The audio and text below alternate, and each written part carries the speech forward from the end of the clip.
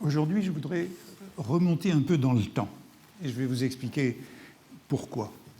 Jusqu'ici, nous avons vu que le chiffonnier était un personnage très important du XIXe siècle, omniprésent dans la littérature, dans les représentations en général. Et je me demande comment il est devenu si important si rapidement. Il me semble que pour qu'il le soit devenu si vite, ce mythe français, parisien du XIXe siècle, il fallait que le modèle soit en quelque manière prêt au début du XIXe siècle. Vous vous souvenez que dans les premières séances, j'ai fait assez souvent référence au tableau de Paris de Mercier, où le chiffonnier est présent, mais il faut ajouter qu'il n'est pas surreprésenté. Il y est à sa place, à son rang, parmi tous ces marchands ambulants de Paris, l'afficheur, le marchand de peaux de lapin, le marchand d'allumettes, le marchand de contremarques, le boueur, le balayeur, le décrotteur, le ravageur, le vidangeur, qui sont en dessous du chiffonnier. Ils sont tous là.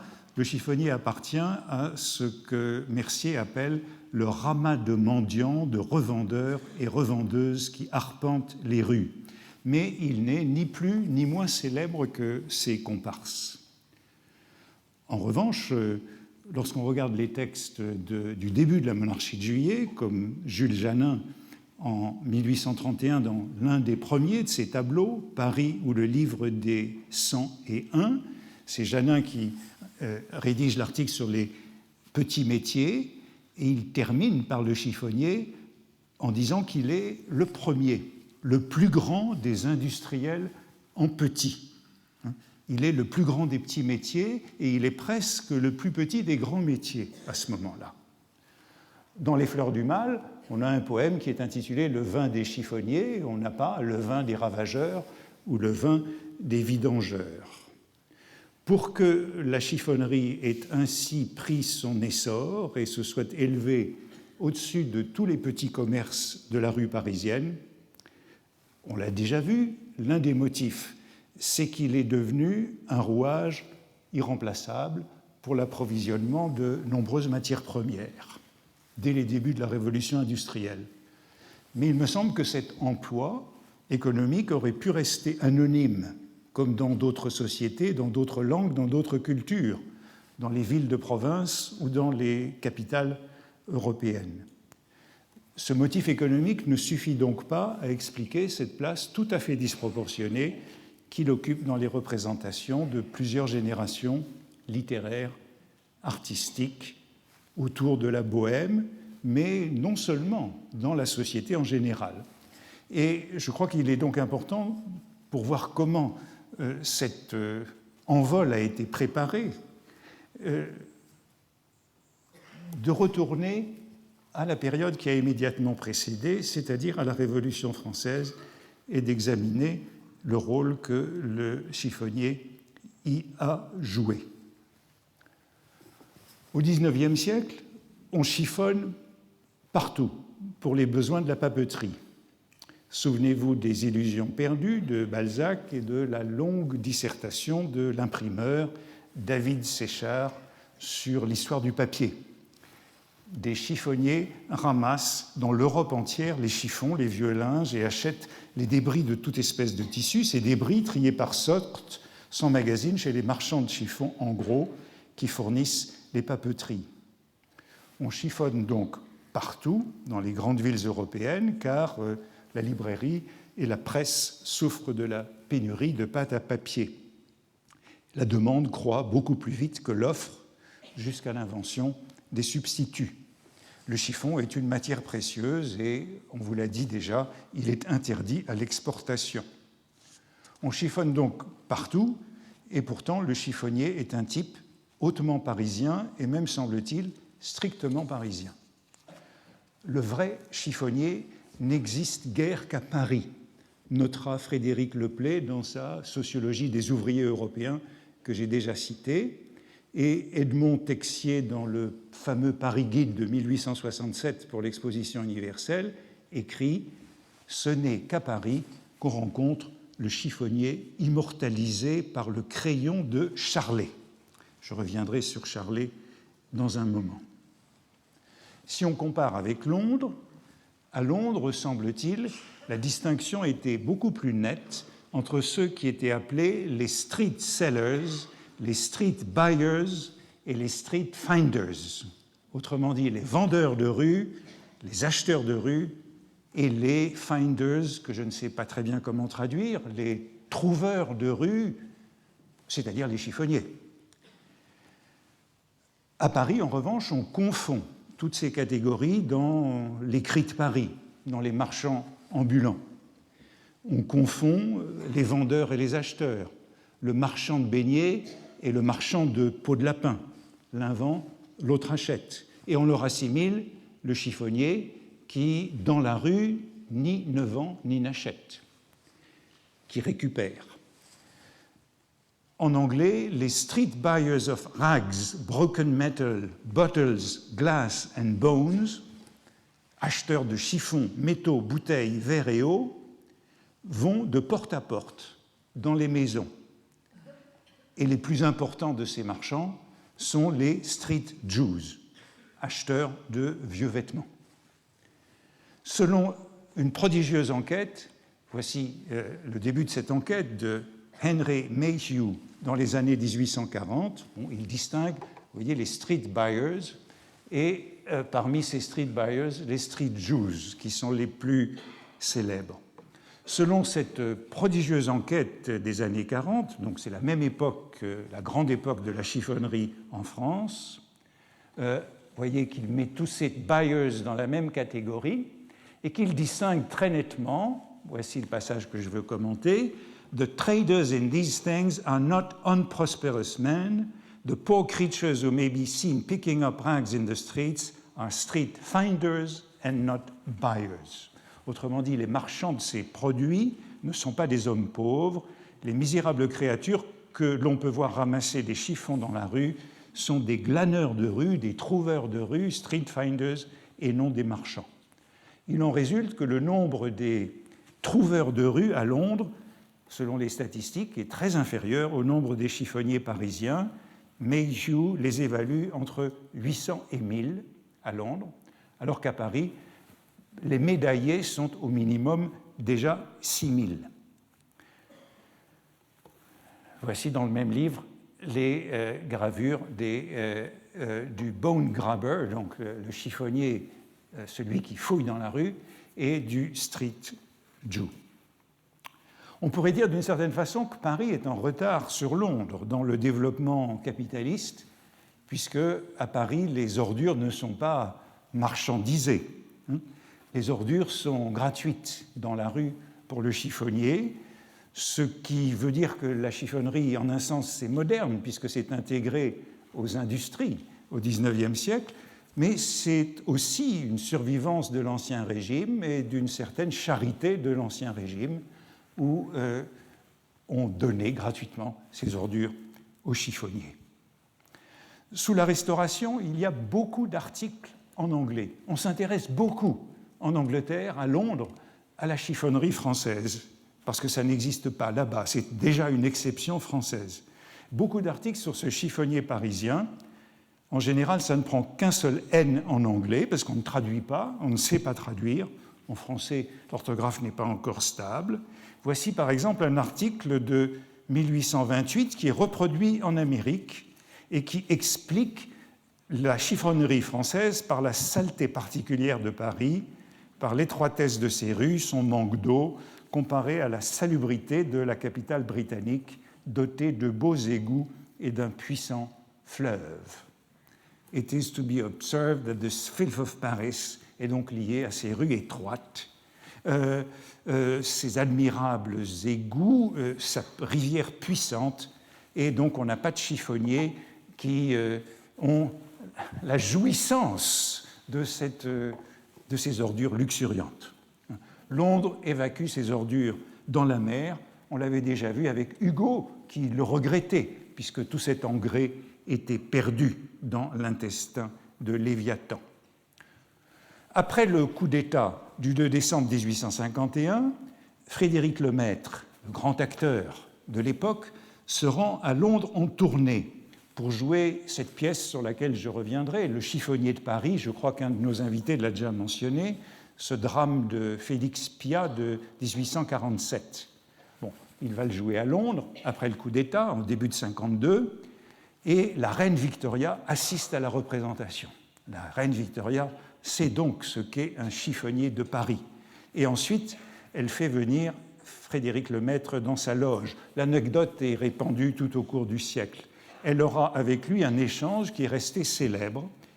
Elle lui dit « Comment, vous avez de pareilles misères à Paris ?»« Madame, répondit Frédéric avec sa voix tonnante et son grand geste, ce sont nos Irlandais. » Le sentiment national était bien placé.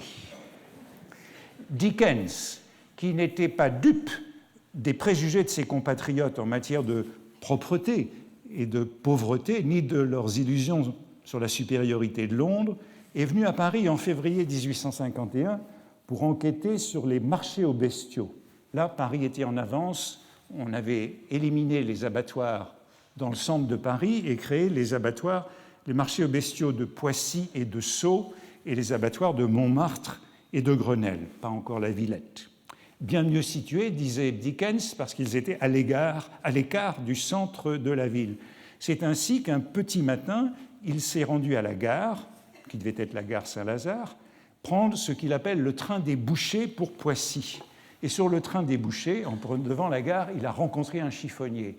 Tumbling over a chiffonnier, vous voyez que c'est le mot anglais, with his little basket and rake, was picking up bits of colored paper that had been swept out overnight from a bonbon shop. Bon, la description paraît pittoresque et fantaisiste avec ces emballages de bonbons colorés dispersés par le vent. Bon, Dickens ne traduit pas chiffonnier et il n'utilise pas le nom habituel. Le crochet en anglais, c'est le hook dans toutes les descriptions. Ici, il utilise rake. Et l'adjectif habituel, c'est le deep basket, un panier profond pour la hotte du chiffonnier. Et là, il met little basket, ce qui me fait penser qu'il a confondu le chiffonnier avec un balayeur. Il n'est peut-être pas le seul. Il y a bien un chiffonnier dans un roman de Dickens, c'est Crook dans Bleak House. En 1852, exactement dans les mêmes dates, mais Crook est précisément non pas un street finder, mais un street buyer, un usurier. Un usurier, c'est ce modèle-là qui l'intéresse. Rien en anglais de légendaire sur l'équivalent du piqueur ou du coureur, du chiffonnier parisien ambulant, qui, vous le voyez, est intraduisible en anglais. On conserve toujours le nom de chiffonnier.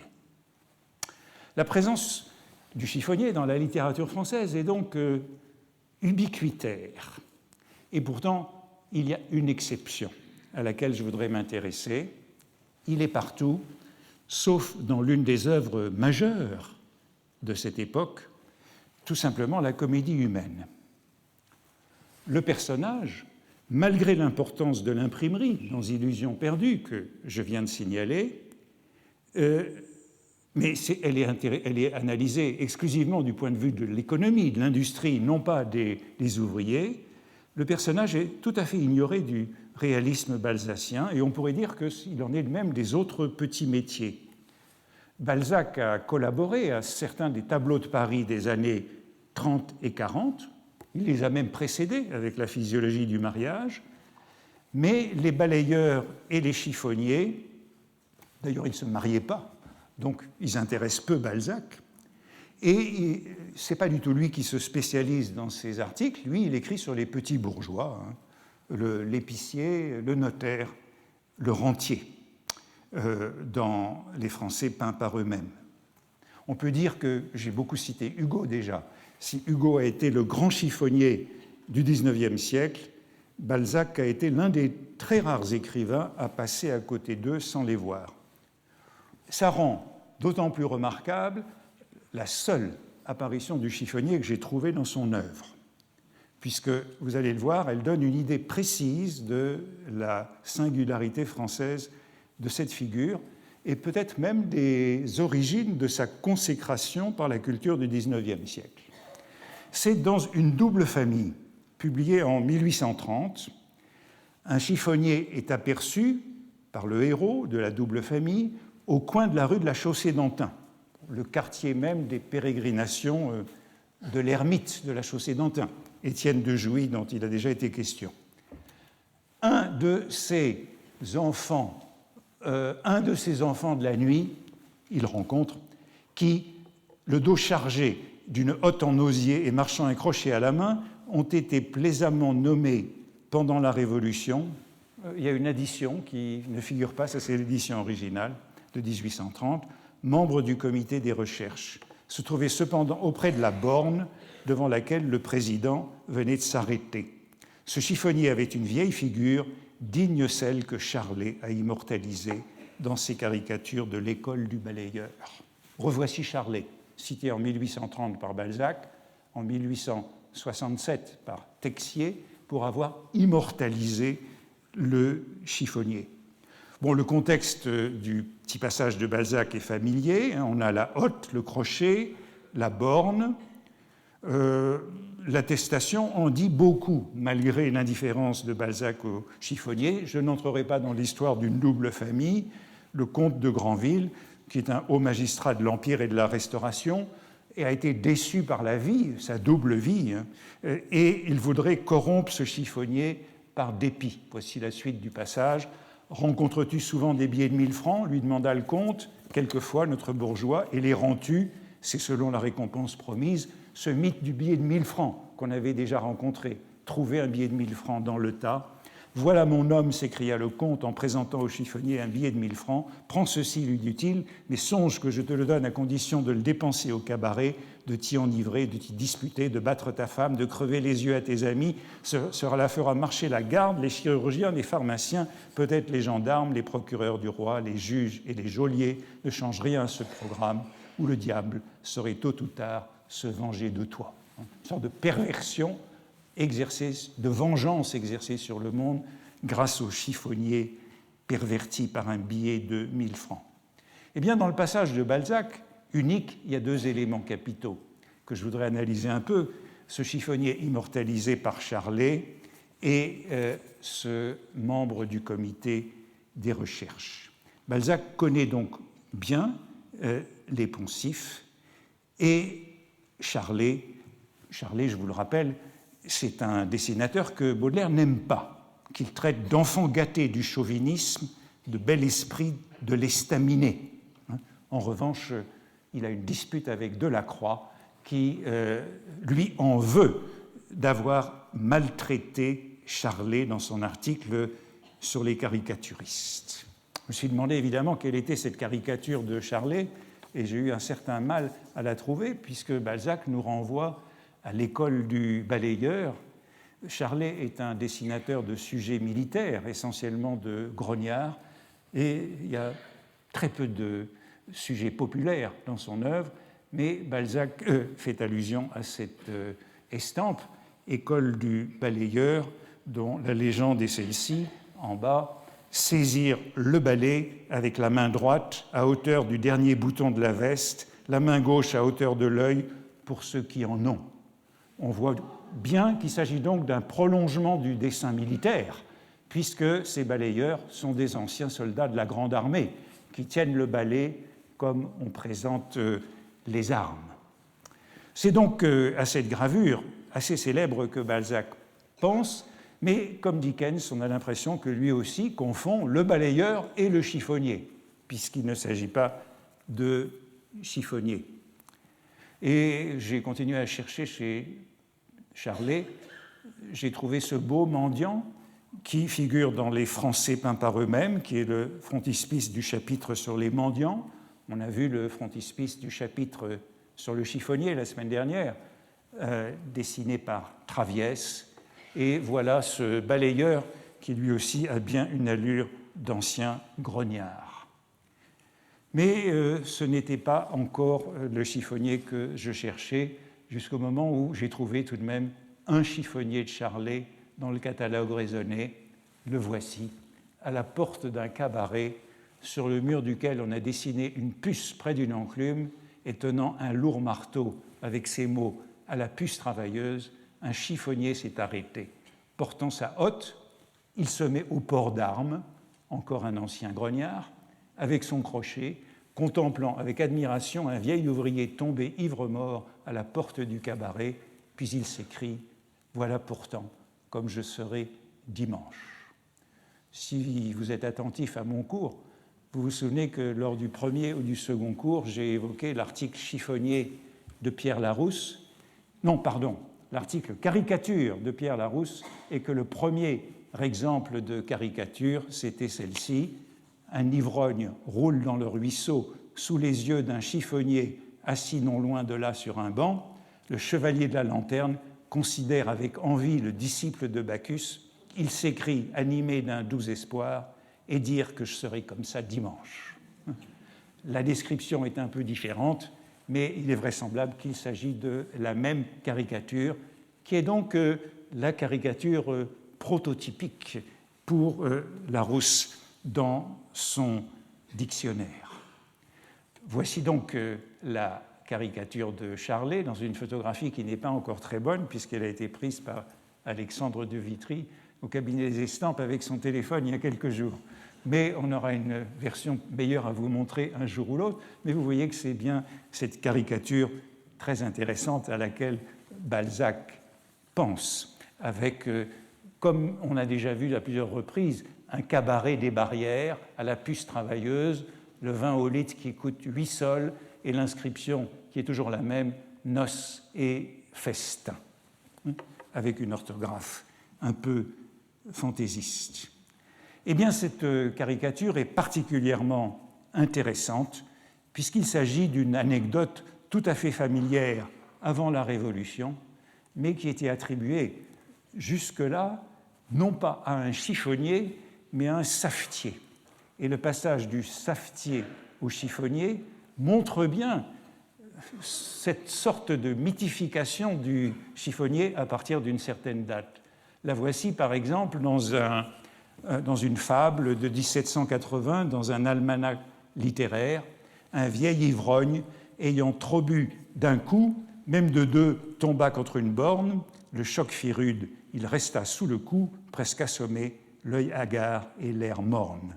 Un savetier de près le regardant, tâtait son pouls et lui tirant la manche, là, ce que c'est que de nous, cependant, voilà l'état où je serai dimanche. Il s'agissait donc d'une anecdote bien connue mettant en scène un savetier. On la retrouve chez Mercier, encore une fois chez Mercier, qui parle de la journée du dimanche et qui se plaint du dimanche. Un savetier, voyant un jeudi au coin d'une borne un sergent ivre, se dit « Voilà cependant où je serai dimanche ». Et puis, peu à peu, on passe du savetier au chiffonnier. C'est encore un savetier ou même un cordonnier chez Joseph de Maistre. C'est un ivrogne, ça c'est chez Stendhal, dans l'histoire de l'art de la peinture en Italie, qui cite les vers que je vais vous montrer tout à l'heure. Là, ce que c'est que de nous, cependant, voilà l'état où je serai dimanche. En vérité, ces vers figurent dans tous les manuels de rhétorique du début de l'Empire. C'est l'exemple de la naïveté en rhétorique. Donc ce sont des vers bien connus, les voici dans un manuel de rhétorique, et les voici chez Scribe, juste avant la caricature de Charlet, où il s'agit encore d'un artisan, et non pas d'un chiffonnier. Il me semble qu'on peut donc dire que l'innovation de Charlet, c'est d'avoir mis sur cette gravure un chiffonnier, et cela s'explique par le fait qu'il soit un graveur, un dessinateur de scènes militaires. Ce vieux grognard présente les armes. Désormais, c'est à lui qu'est attribué ce vieux lieu commun. Le voici par exemple chez Dumas. L'ivrogne de Charlet, voilà pourtant comme je serai dimanche. L'ivrogne de Charlet est célèbre.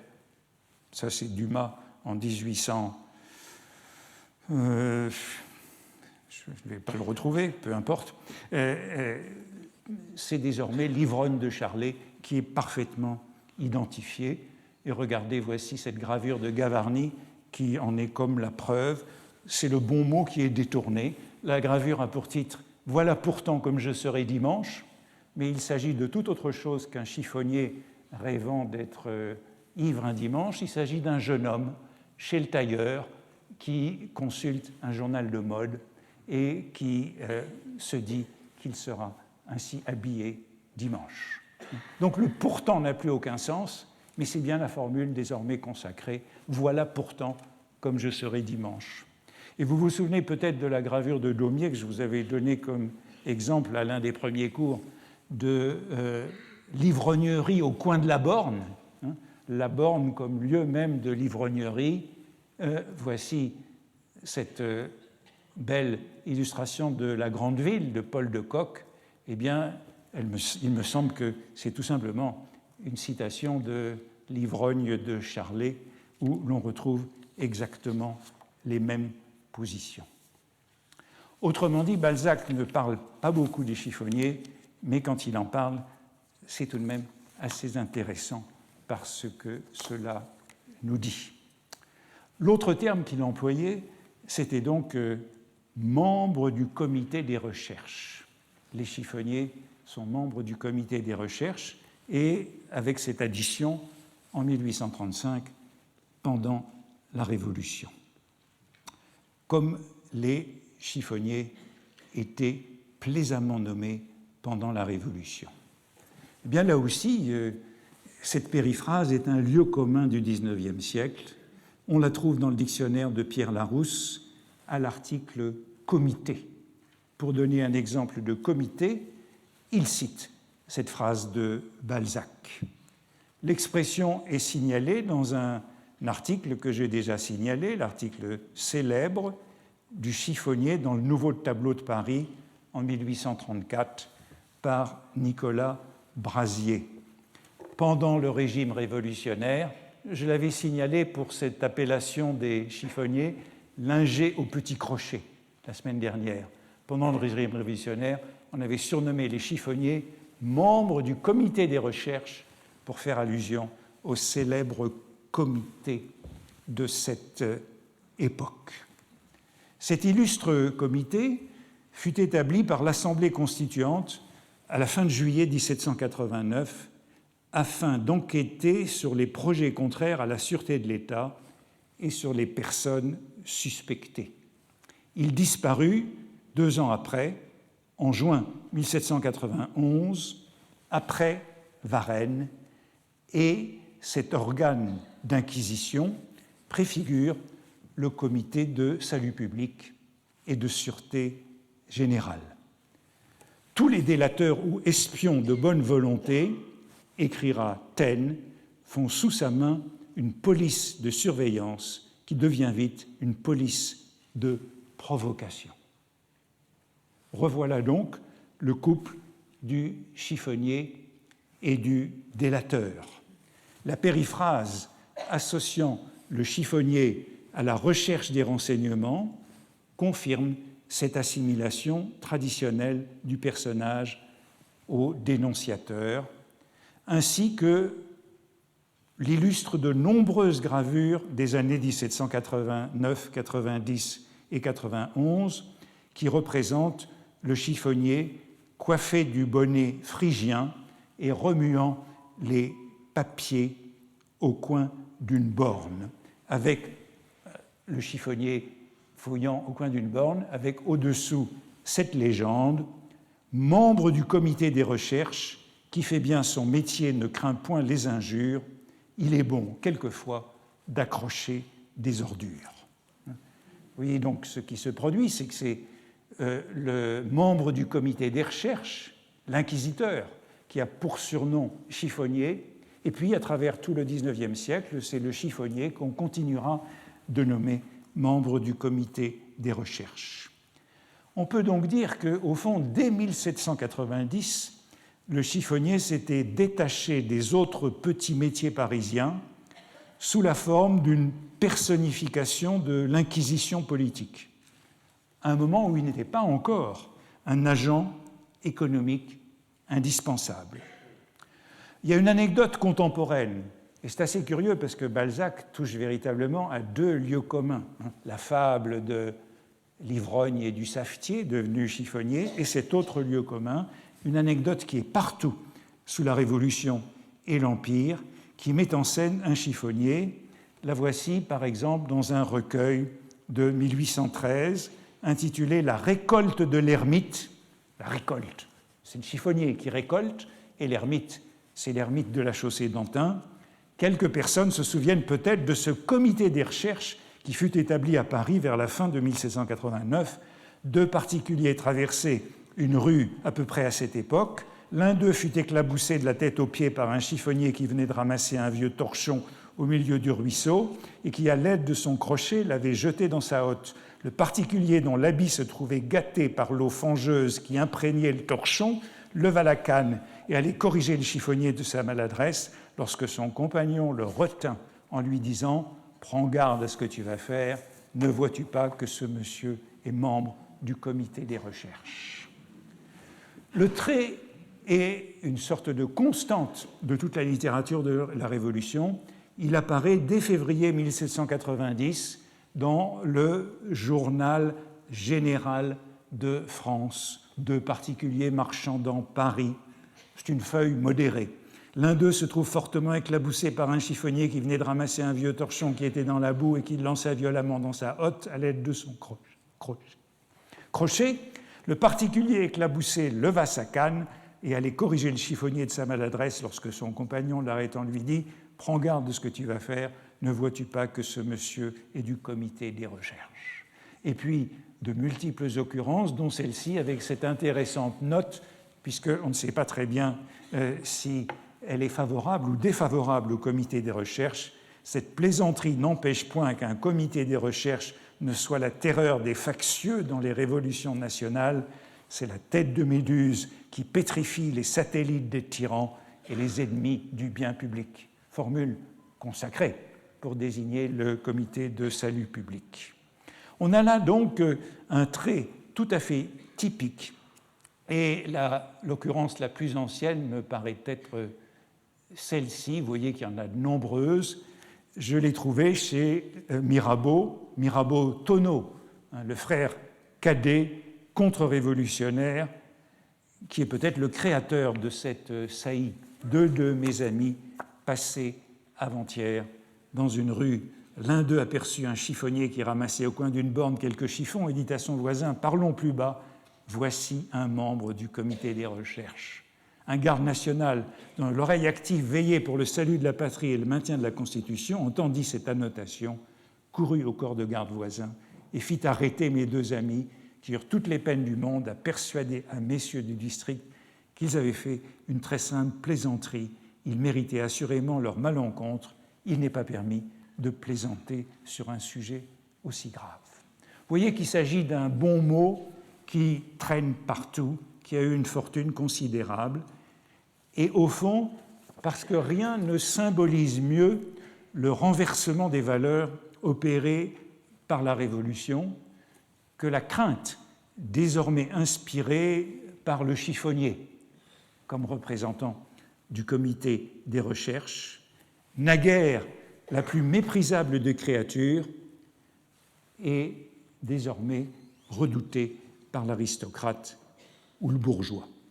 Dès 1790, donc, la réputation du chiffonnier, qu'elle soit méritée ou non, était en tout cas bien établie. Et on a de nombreuses eaux-fortes qui rappellent les diverses initiatives révolutionnaires précoces.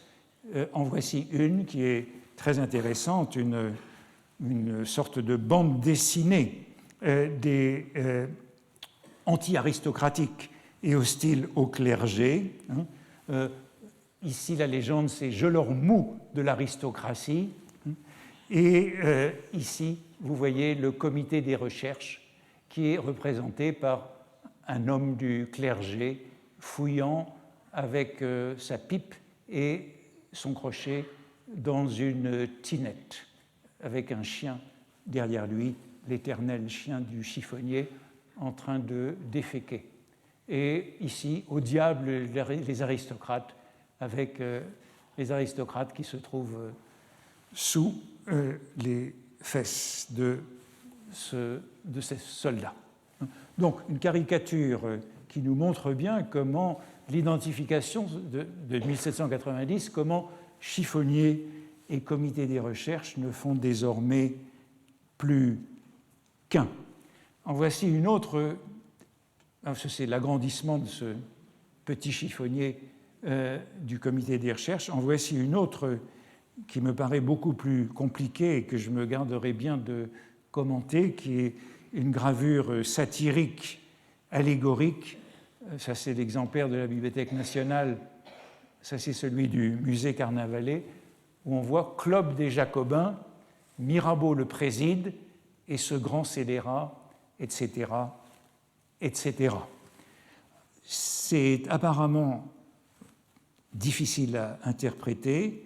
Mirabeau est pendu et rôti, sans lâcher le fauteuil présidentiel qu'il tient à bout de bras, mais on a aussi Lafayette et Talleyrand qui sont représentés, des harpies, un bûcher, des bulles de savon, et enfin, en bas à droite, un chiffonnier fouillant dans du papier, et il est écrit sur ce morceau de papier « Comité des recherches ». Toujours la même association, vous le voyez qu'un examen plus fouillé de la figure du chiffonnier sous la Révolution serait opportun, car cette personnification du comité des recherches, donc l'instance policière d'inquisition des années 1790 et 1791, sera souvent mentionnée sous le Consulat et l'Empire, et là, pour ainsi dire, préparée pour sa légende du XIXe siècle comme symbole de la réversibilité des fortunes. Il est le symbole de la roue de la fortune, de l'inversion des rangs. On peut dire que, en vérité, dès avant 1789, le chiffonnier jouait parfois déjà ce rôle de représentation de la déchéance de l'aristocratie. Par exemple, juste avant la Révolution, en 1780, le duc de Chartres, afin d'augmenter ses revenus, a fait le projet de construire autour de son jardin du Palais Royal les galeries marchandes que nous connaissons bien, qui sont surmontées d'appartements d'habitation, de location. Et à ce moment-là, une gravure a été intitulée « Le prince chiffonnier » pour ridiculiser son investissement immobilier. Cette gravure que malheureusement je ne connais pas et que je crois que nous ne connaissons pas est décrite dans un libelle imprimé à Londres et attribué à Thévenot de Morande, qui est un folliculaire des Lumières, un escroc et un maître chanteur. Et voilà la description qu'on en trouve, mais qui nous dira assez ce dont il s'agissait, même si nous ne connaissons pas la gravure. Son Altesse, donc le duc d'Orléans, était représenté avec assez de ressemblance, portant une hotte sur le dos, tenant à la main un croc avec lequel il cherchait et ramassait contre les bornes des chiffons dont il emplissait sa hotte. Les vers suivants étaient en bas. « Tel est donc du destin l'arrêt et le caprice, quel changement bizarre aux cruelles injustices, ce matin, dans le rang le plus grand, le plus beau, ce soir, de la fortune, un exemple nouveau. » Et cette roue de la fortune qui fait tomber le prince. « Moi, prince, suis réduit aux disgrâces contraires, à chercher dans les coins, partout, des locataires. » On a donc un jeu de mots sur locataire, les locataires du chiffonnier, les locataires du prince. Tel est le sel de cet insipide épigramme Tout le sel de cet insipide écrigramme ne se trouve, comme on voit, que sur le dernier mot qui fournit la double idée de loxataire, c'est-à-dire des chiffons, et de locataire, des maisons, dont on s'imaginait sans doute que les nouveaux édifices du Palais Royal seraient longtemps dépourvus. Bien entendu, ce bon mot locataire, locataire du prince d'Orléans, fera lui aussi fortune, puisqu'il s'agit du futur Philippe Égalité, et que, après la Révolution et l'exécution du duc régicide, ces quelques vers figurent dans la plupart des recueils de bons mots. Entre-temps, bien entendu, sous la Terreur, l'humeur avait été plus grave. Mais je voudrais encore évoquer une gravure populaire de 1790 dont il existe plusieurs versions. Ségolène Lemaine, voilà la locataire dans diverses variantes. Ségolène Lemaine vous l'a montré l'autre jour, qui représente le clergé, de nouveau, sous la forme d'un chiffonnier fouillant sous une tinette. Il y en a plusieurs versions, mais en voici une deuxième, en voici une troisième, tout ça à la Bibliothèque nationale, et voici une quatrième, qui est celle que je commenterai, parce qu'on voit mieux qu'on a ainsi représenté la noblesse, le clergé et le tiers-état. Sont là tous les trois. À gauche de l'image, un aristocrate à chapeau à plumes et un sans-culotte à bonnet phrygien observe l'abbé qui porte sur sa hotte l'inscription « Caisse du clergé », qui est à la recherche de ces titres, des titres du clergé, dîmes, bénéfices, aides, pensions, abbayes, évêchés, capitaineries, sur les pavés de Paris, sous une tinette pour les vidanges. Tinette pour les vidanges. À sa fenêtre, une femme vide le pot de chambre, et la maison est à l'enseigne du comité des recherches du clergé. Nouvel indice de l'identification des chiffonniers à cet organe de surveillance, et le chien, qui est dans la même position que de la gravure que je vous avais montrée il y a un moment. Voici donc l'importance de ce chiffonnier dès 1790-1791 dans les représentations de la Révolution. Bien sûr, dans les souvenirs de la Révolution, et surtout ceux de ses adversaires, dans les souvenirs contre-révolutionnaires, on a le sentiment que les chiffonniers ont pris une part active à la chute de l'Ancien Régime. Tous les récits contre-révolutionnaires soulignent qu'on a fait appel à eux lors des grandes insurrections, qu'on allait les chercher au bout de la rue Mouffetard, dans le faubourg Saint-Marceau. Je ne crois pas qu'on puisse accorder beaucoup de confiance à ces récits, par exemple ceux de Georges Duval, qui est l'un de ces grands historiens contre-révolutionnaires, qui nous dit que la section des sans-culottes, qui était celle du quartier, Mouffetard, était composée presque en entier de chiffonniers. Et que c'était un chiffonnier qui présidait le comité révolutionnaire de la section. Ce sont des informations qui sont reprises, par exemple, par Lamartine dans son Histoire des Girondins. Et ce chiffonnier en chef de la section des sans-culottes porte un nom dans ses récits. Il s'appelle Gibbon. Malheureusement, on a publié, sous la direction d'Albert Soboul, dans les années 1980, le répertoire des sections parisiennes. Et dans ce répertoire, on a la profession des membres des sections. Et pour la section en question, on ne trouve pas un seul chiffonnier. Or, ces chiffonniers étaient à l'époque répertoriés. S'il y avait eu des chiffonniers dans la section des sans-culottes, on les trouverait. Pourtant, les chiffonniers sont très présents dans la mythologie de la Révolution.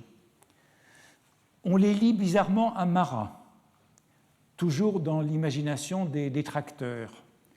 Ce sont les chiffonniers qui sont allés chercher Marat, toujours pour Georges Duval, historien contre-révolutionnaire. Comme ces chiffonniers qui fouillent sans cesse dans des tas d'ordures, les Parisiens ont judicieusement fouillé dans la lie la plus fétide de la nation pour en extraire un dieu, et ce dieu est Marat. Marat, extrait par les chiffonniers de l'ordure parisienne. Très curieusement, on a peut-être un souvenir de cela dans Les Misérables, où lorsque l'on se promène dans les égouts de Paris, dans la longue promenade dans les égouts de Paris, on tombe sur deux objets étranges, voisins dans les égouts. Le premier de ces objets, c'est le linceul de Marat. Que fait-il dans les égouts de Paris? Mystère. Et le deuxième de ces objets, qu'Hugo décrit, c'est une hotte de chiffonnier parfaitement conservée, l'un auprès de l'autre. Les chiffonniers sont donc des personnages déjà célèbres dans les premières années de la Révolution, et je prendrai encore le témoignage d'un almanach de 1792, un recueil plaisant. On peut encore s'amuser à la fin de 1791, un recueil hostile au roi, après Varenne, ainsi qu'à l'aristocratie et au clergé, mais qui se moque des députés et du comité des recherches qu'il traite de chiffonniers. Voici le codicille qui clôt ce volume plaisant, donc une sorte de parodie. Approbation et permission, nous, sous-signés, délégués par le comité PI, le comité PI, c'est le comité des recherches, le comité d'inquisition, pour farfouiller toutes les paperasses soumises à nos recherches, déclarons avoir scrupuleusement épluché celles-ci, dans lesquelles nous n'avons rien trouvé qui puisse en retarder la circulation. L'an 3e de l'ère de la liberté, signé Cochon et consorts, garçon chiffonnier de la propagande. Garçon chiffonnier de la propagande, c'est donc la désignation de l'instance de censure et de terreur. On n'est pas encore dans la terreur, c'est à la fin de 91, puisque c'est un almanach pour 92.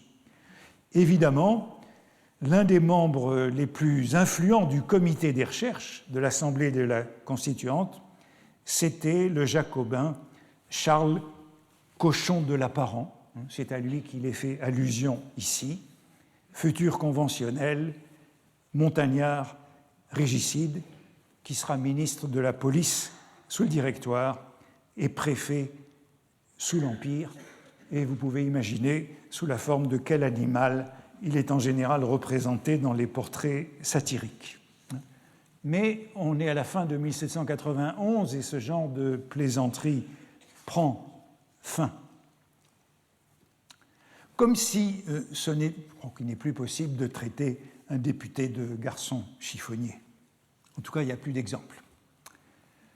Comme si ce n'était pas encore suffisant pour montrer cette richesse du chiffonnier sous la Révolution, j'ajouterai ceci, qui complique encore l'histoire de ces représentations.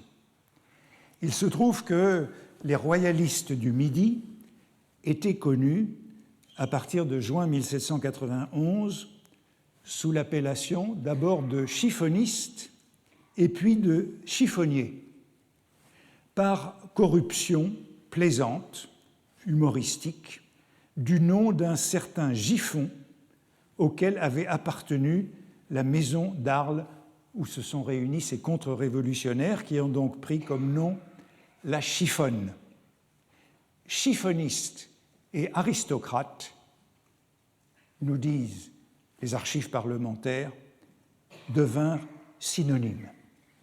Donc, les chiffonniers sont synonymes du comité des recherches, mais les chiffonistes sont synonymes, eux, des Blancs du Midi, aux yeux des révolutionnaires. et leur société est dissoute. Arles, c'est Michelet qu'il raconte dans son histoire de la Révolution française, Arles symbolise le plus furieux fanatisme contre-révolutionnaire avec cette association, dit-il, trop connue sous le nom de la chiffonne, le foyer, le dangereux foyer de la guerre civile pour tout le Midi. Alors, là, il y a une confusion, puisque chiffon, prononcé avec la prononciation du Midi, du patois d'Arles, ça se dit siphon, et cette chiffonnerie avait pris pour emblème un siphon que voici. C'était leur représentation. Donc cette chiffonnerie avait pour emblème un siphon prononcé chiffon, qui était le signe de ralliement donc de tous les contre-révolutionnaires du Midi. Mais dans tous les débats, on les a appelés les chiffonniers, avec une confusion qui est marquée dans les textes de l'Assemblée législative, puis de la Convention, où on parle de cette secte impie dont vous n'avez que trop entendu parler sous le nom des chiffonniers. Bref, vous le voyez, les chiffonniers étaient, pour ainsi dire, partout dans ces années de la Révolution. Soit révolutionnaires, désignation du comité des recherches, soit contre-révolutionnaires, désignation des chiffonistes du Midi. Leur réputation de délateurs n'était d'ailleurs pas totalement usurpée. Leur contribution à la surveillance durant la Révolution est avérée et on trouve parmi les archives du comité des recherches la preuve d'un certain nombre de délations opérées par les chevaliers du Crochet, par exemple des lettres anonymes contre-révolutionnaires qui sont donc dans les archives. Mais ce que, je crois, doit être surtout retenu, c'est cette dimension carnavalesque du personnage qu'on avait déjà rencontré, sa parenté avec le bouffon, qui le rend approprié au moment. Il est l'incarnation de cette locution proverbiale qui a eu tant de succès pendant la Révolution, les extrêmes se touchent.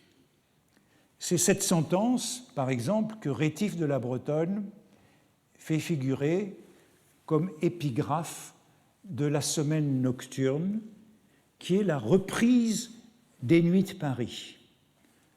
Rétif de la Bretonne pensait en avoir fini avec les Nuits de Paris et il écrit un 15e volume en 1790, reprend la rédaction pour témoigner des événements auxquels il vient d'assister et dont la leçon peut se résumer dans cette épigraphe. Les extrêmes se touchent. La dépendance mutuelle de la chiffonnerie et de l'aristocratie et du clergé, cette sorte de réversibilité du roi et du chiffonnier, déjà annoncée par le duc d'Orléans et ses locataires, c'est ce que l'on peut, me semble-t-il, retenir.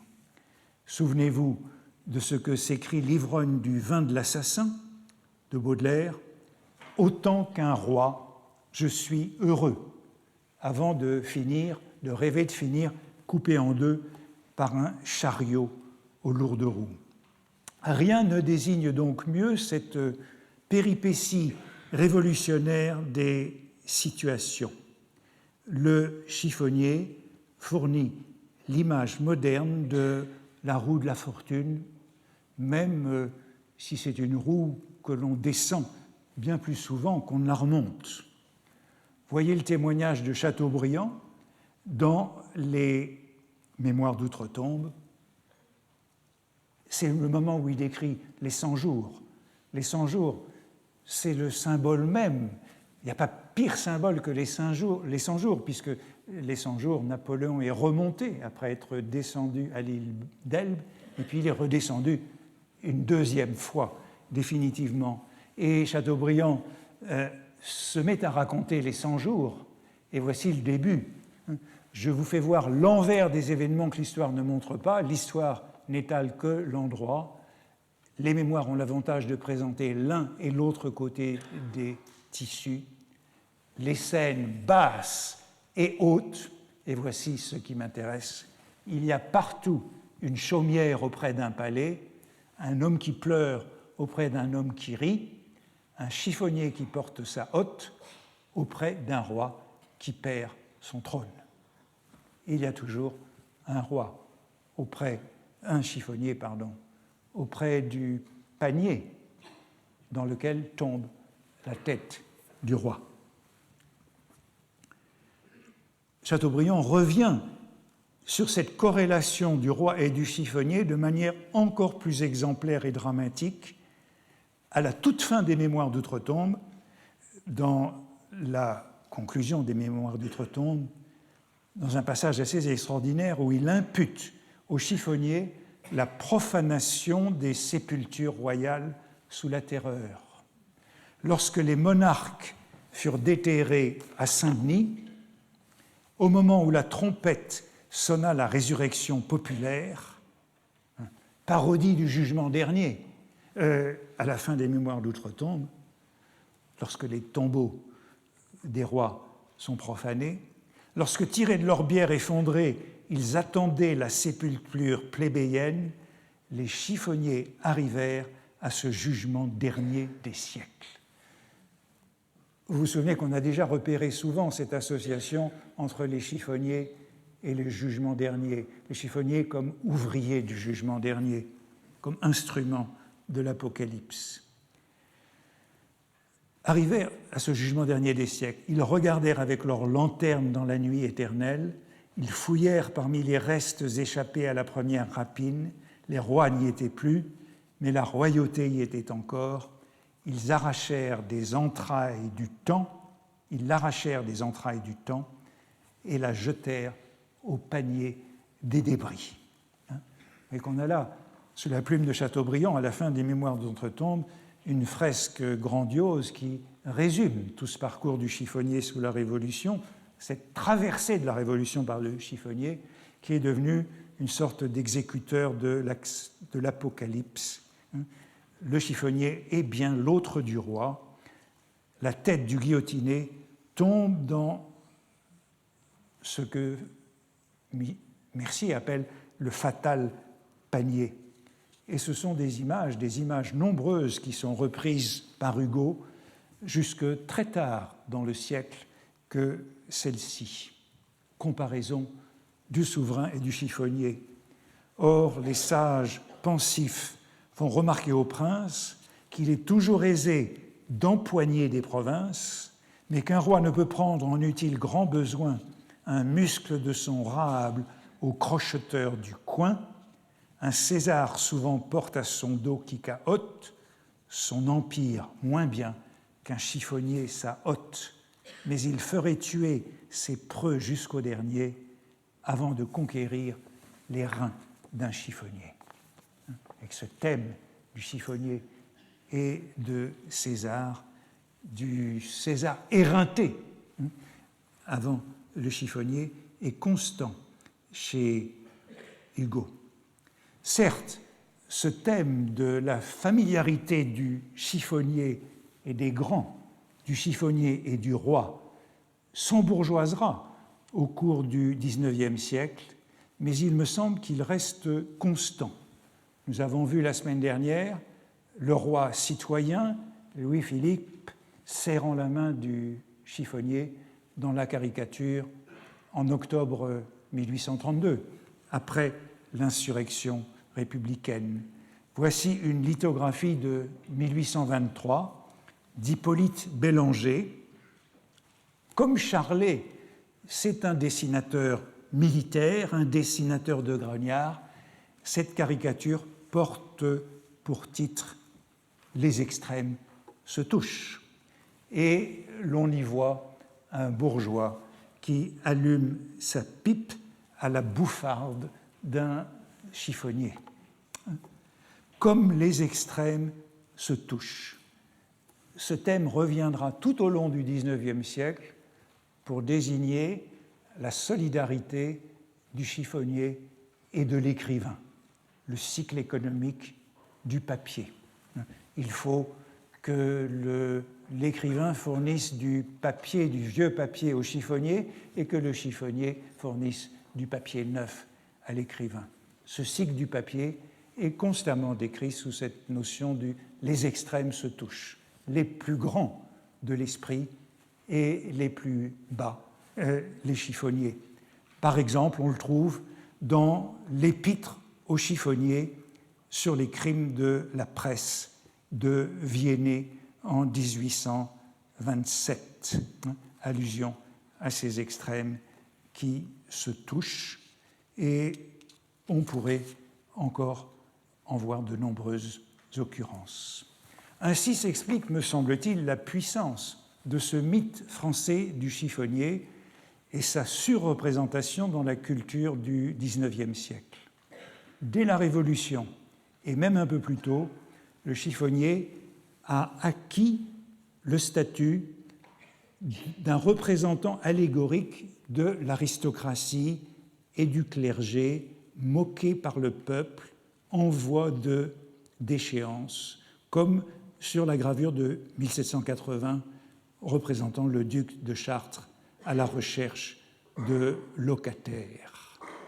La richesse de cette figure du chiffonnier provient donc de cette réversibilité du personnage qui renverse les hiérarchies, qui chamboule le haut et le bas. Le chiffonnier rêve du trésor qui fera de lui un roi, tandis que le roi qui perd sa couronne termine chiffonnier.